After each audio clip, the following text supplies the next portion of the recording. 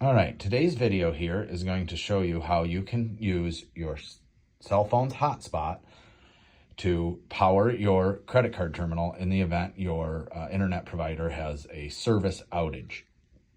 So the first thing you're going to need to do is to see if your terminal is using a wired connection. If your terminal, when you flip it over, has a wire plugged into the spot that's labeled LAN, you're going to need to remove that cable. It won't connect to Wi-Fi while it's connected to wired. You're then going to need to go to your phone and ensure that your hotspot is on and near the terminal. You'll want to make sure you're at this main screen of the terminal, so exit out of any payment app you might be in to this main screen.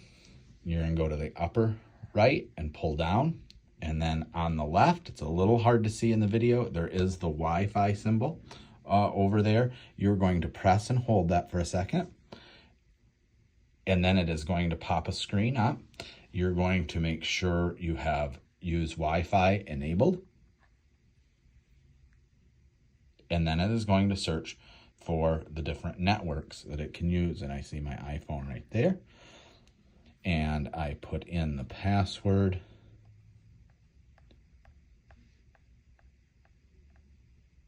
Connect. Terminal is now connecting.